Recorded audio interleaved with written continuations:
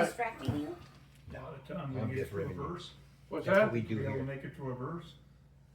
Through a verse, 15 minutes. I'm insulted. I don't know why. All right, Genesis chapter 21. We are going to go back to verse 1. You recall we did the last part on Wednesday to complete the story about Abimelech, and now we go back to chapter 21, verse 1, and pick up with the issue between Isaac and Ishmael, and this relates the birth of Isaac.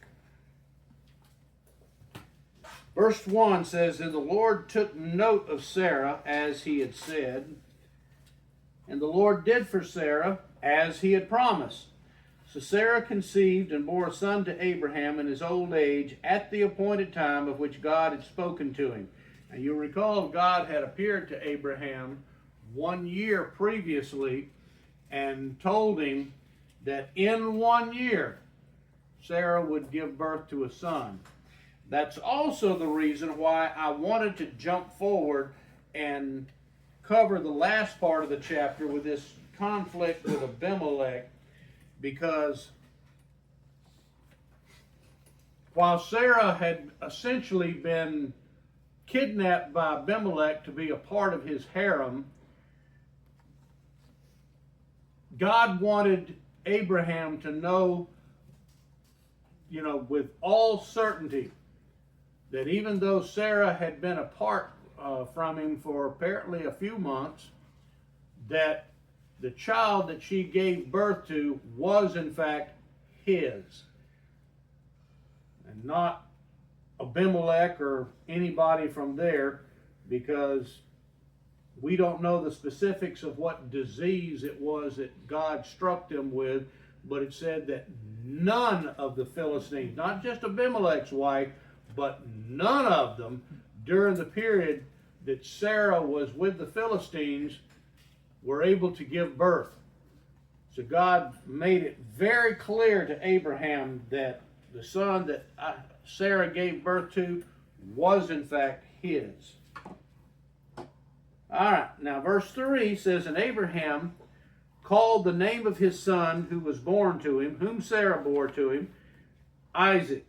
By the way, the reason that's redundant, it says who was born to him, whom Sarah bore to him, that's just a Hebrew way of emphasizing that Sarah gave birth to Abraham. So it's kind of emphasized here, and so they name him Isaac, which, now, does everybody remember what the name Isaac meant? Laughter. Yeah, he laughed or laughter. Then Abraham circumcised his son Isaac when he was 8 days old, as God had commanded him. So at this point, you'll recall that the law of Moses hasn't even been given yet. That's still about 500 years into the future. But yet they're already following what became legal requirements, because this was all a part of the covenant that God had set with Abraham, and told him that as a sign of his covenant that all the baby boys would be circumcised on the 8th day. And so Abraham has done this to make sure that his son Isaac is in fact a part of this covenant. Now Abraham was 100 years old when his son Isaac was born to him. Definitely an old man, which would put Sarah at about what age? Yeah, she was about 10 years younger than him, so she would have been either 90 or 91. I thought she was already 95 prior to this. Mm-mm. Wasn't she 90 at one point, and then there was a 5-year stretch after that? Now, we're actually told earlier that she was in the same context, that she was 10 years younger than him. But keep in mind that even if there's, some differences in time and stories and what have you, some of these stories bounce around as far as the timeline. But yeah, we know from earlier passages, Sarah was about 10 years younger than him. And Sarah said, God has made laughter for me. Everyone who hears will laugh with me. Now, previously, when God had announced to Sarah she was going to get pregnant in her old age, she laughed out of disbelief. Now she's saying people are going to laugh with me, because she has in fact given birth to a son, and she's taken his name and kind of made a little play on it by saying that God's made laughter for me. In other words, God made Isaac. And she said, who would have said to Abraham that Sarah would nurse children? Yet I have borne him a son in his old age. It's interesting that she says she's borne Abraham a son in his old age, but excuse me, doesn't mention the fact that she's 90. She's 90. Women don't talk about their age. Yeah. And the child grew and was weaned, and Abraham made a great feast on the day that Isaac was weaned. Now, and again, this is a good illustration of the fact that, the stories bounce around in time, because now, not considering what women do today, because a lot of women want to wean their babies just as fast as they can. That has never, up until just the last few decades, been the norm for humanity. In most cases, for the last several thousand years, how old was a child normally when a mother would wean them? 2 or 3. Yeah. They'd nurse them all up to age 2 or 3. Of course, nowadays we want to do it at 2 or 3 months, but again, that's actually kind of unnatural. So, point being, we know that he would have been at least 2 or 3, somewhere in there. So from one verse to the next, we've gone from 8 days old to at least 2, if not 3 years old. All right, now it gets interesting. Verse 9, now that he's been weaned and Abraham is throwing a big party for his son, I wonder if it was a birthday party. Oh well. It says, now Sarah saw the son of Hagar the Egyptian, whom she had borne to Abraham, mocking. In other words, the Hebrew says mocking can be translated playing or teasing. It has a variety of meanings, but I think if he had simply been coming over and wanting to play with his little brother, I don't think Sarah would have gotten so mad about it. I think the appropriate translation here of this Hebrew word is, in fact, he was teasing or mocking Sarah's baby. How about scoffing? Or Mine- that. Yeah. Mine says making fun of. Uh-huh. Which we have to wonder, what in the world did Ishmael do? Now keep in mind, how old would Ishmael have been about this point? 12, 13 years old. Young teenager. Old enough Yeah. just to start feeling his oats a little bit and being a Start little, acting out and being rebellious. a little rebellious little twit, and apparently it cost him dearly.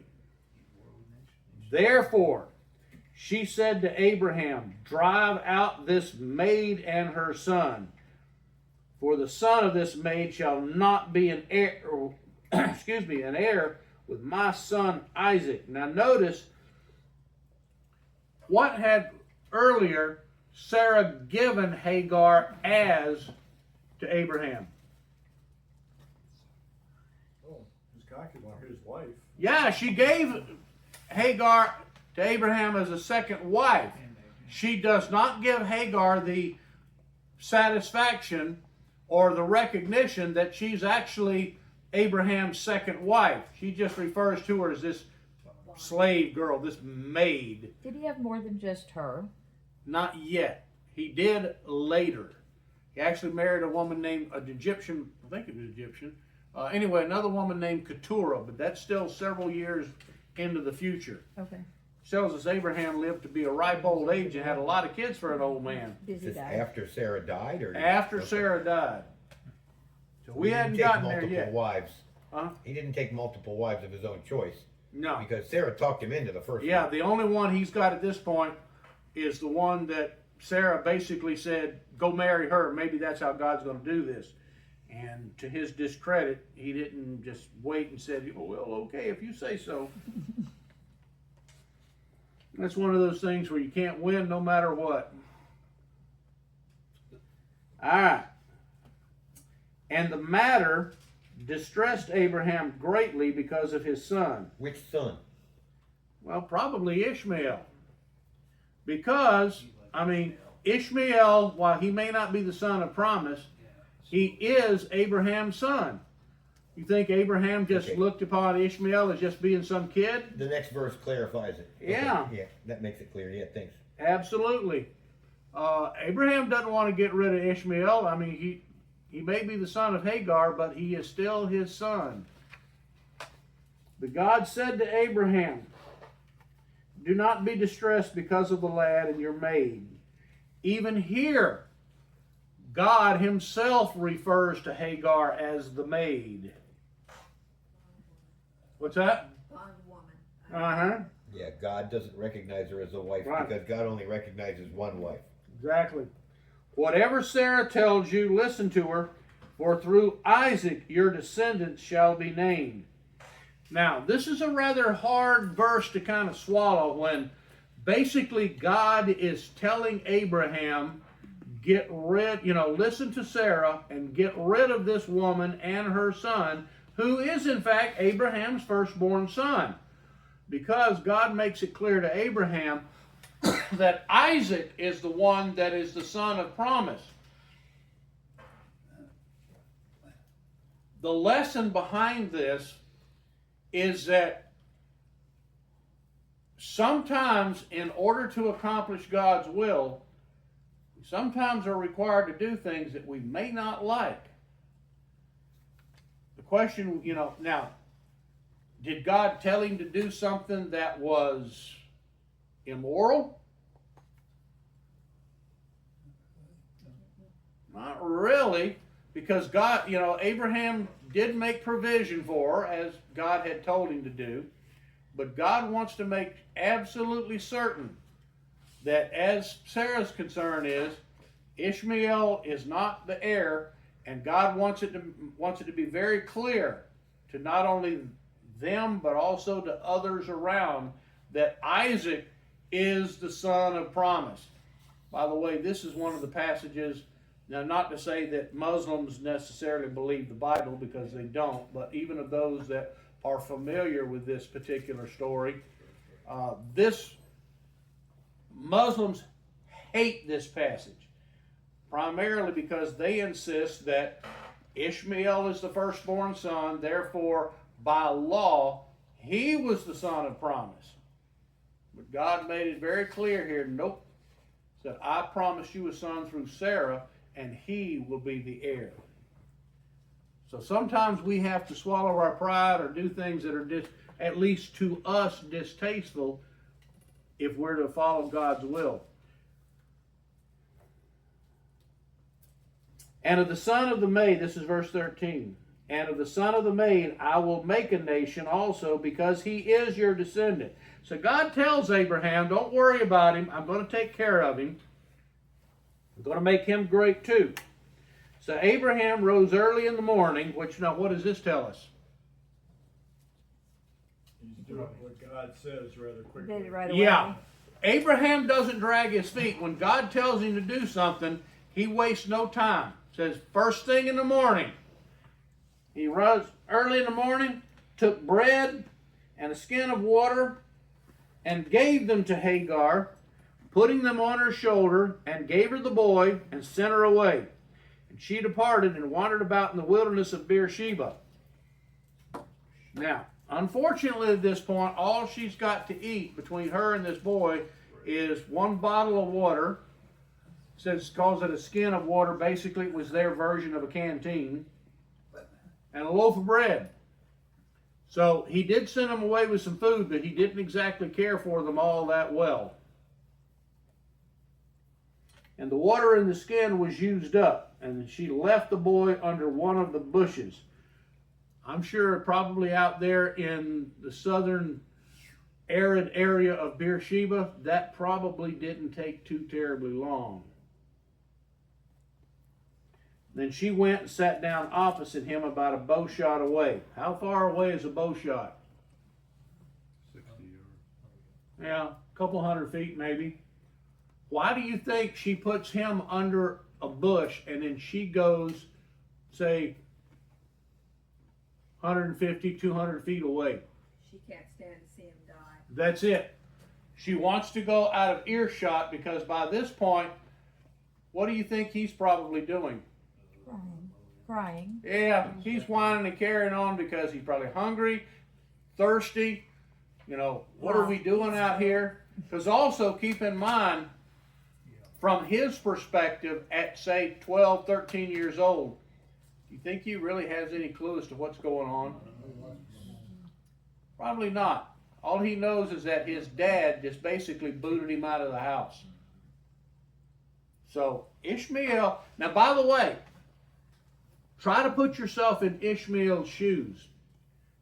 Dad kicked Mom and me out of the home, barely gave us something to eat for maybe one day, not enough water to last a day, and here we are out here in the wilderness, and I don't even really know why I'm out here. Now here's the important point for us to get. If at age 12 or 13 this is his experience, how long do you think it took him to get over that? He needed to go. There you go. on Well, who Oprah. said never? Uh-huh. Does this maybe give you an idea why from this point forward there was this overwhelming animosity between Arabs and Jews? Do you think Ishmael, after he became an adult, passed down this hatred to his kids, who would have passed it to their kids? And that's been going on now for about 3,000 years. Well, closer to about 2,500 years. Let's see, wait a minute. Nope, I was about right. No, it's about 3,000 years. So even today, there is this extreme animosity between the Arab nations and the Jews. And it goes back all the way to Ishmael and Isaac. And that's one of the reasons why they are so intent on trying to claim that that land over there in Israel, they want to claim, says, no, that's Arab land. I could just, I see that here. That is, they say, that's Arab land. It's our land. Ishmael was the firstborn son. We want that land. The Jews, of course, say, no, it belongs to us because we're the descendants of the promised son. And that animosity has been going on again for 3,000 years. That's the same, you do put yourself in his place too. You hate everything about Abraham, including his God. Mm-hmm. So, I mean, you can see why they have no respect for Israel at all. None. They got sucked in the Muhammad later on. A lot later, though. Yeah, but that's okay. I mean, that's where we're at now. He They didn't never come looked along to for a Israel. long I mean, time. they always looked away from Israel. Now, the question here is, how much of this caught God by surprise? None. Do you have, is there any possibility you think that God did this intentionally to set up this situation where the Jews and the Arabs would in fact be at each other's throats from then on?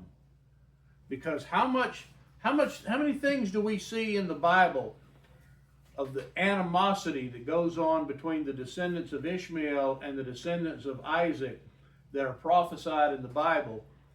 And then the culmination of that is after the second coming, when God blesses Israel and they are restored, we see a complete reversal when from that point on it says that the people of the world, to include the Arabs, the Egyptians, everybody at this point, instead of looking down with hatred upon the Jews, beginning with the second coming, at that point, they then look to the Jews for guidance.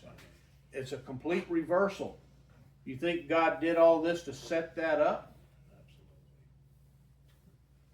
Because we know God knew this would happen. All right, verse 15. And the water in the skin was used up, and she left the boy under one of the bushes, and she went and sat down opposite him about a bow shot away, for she said, do not let me see the boy die. And she sat opposite him and lifted up her voice and wept. And God, now, verse 17, before I even say this, does anybody remember what the name Ishmael meant?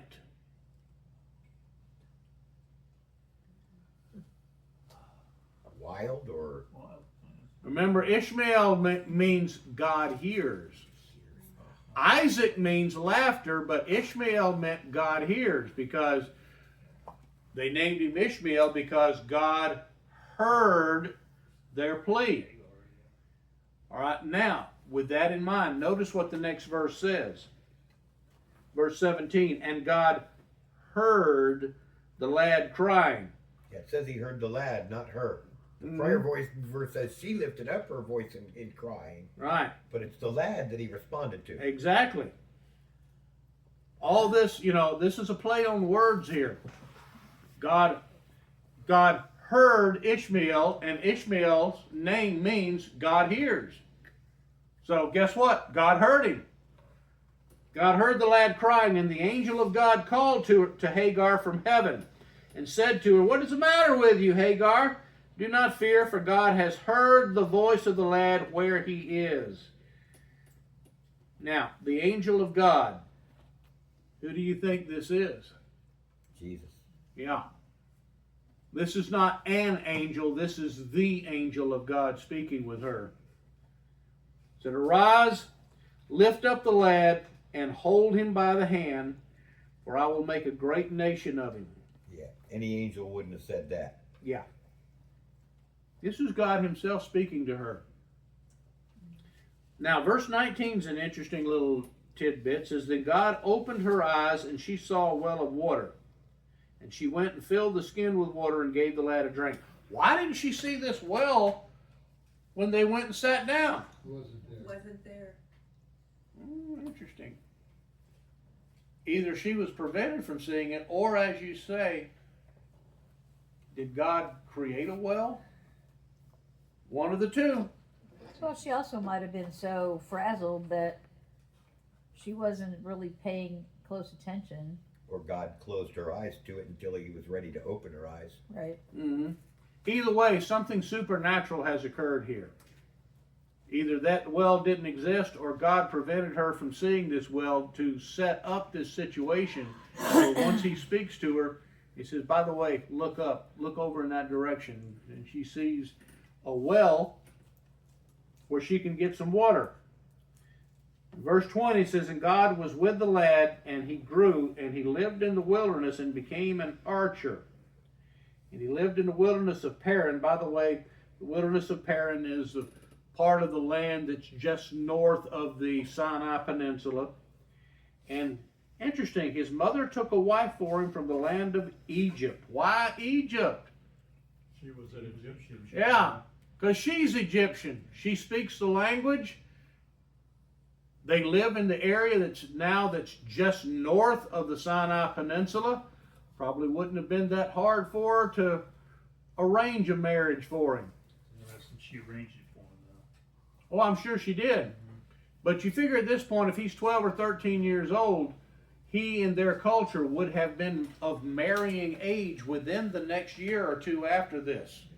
He would not have had to get that much older to have been of age in their society. So, arranged marriages were a thing of the norm then. Yeah. Oh, that was the Yeah, norm. yeah. Oh, absolutely. Yeah.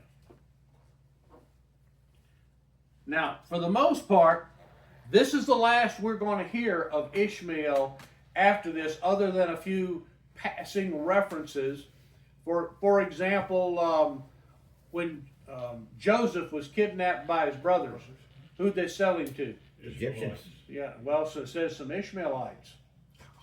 So there's a few passing references like that to Ishmael after this, but where the focus of the story is on Ishmael, this is pretty much the last we will hear of him. After this, we just know that whenever there's a reference to him or when their paths cross, it usually is not in a friendly manner. And the story of Joseph is a good example. They basically sold Joseph to the Ishmaelites in slavery, who then took him to Egypt and resold him in Egypt. So from this point on, any reference we see where their paths cross, it's not a friendly one. And it all probably boils down to this particular issue where Ishmael remembers, my dad Abraham booted us out so that he could keep Isaac, that worthless little brother of mine, there, and he got everything and I got nothing. And do you think that stuck with him from that point on? You bet. Oh, you better believe it did. But that explains to us right there why the conflict between the Jews and the Arabs has been going on and is so intense. It goes all the way back to this. God uses that to keep that division, so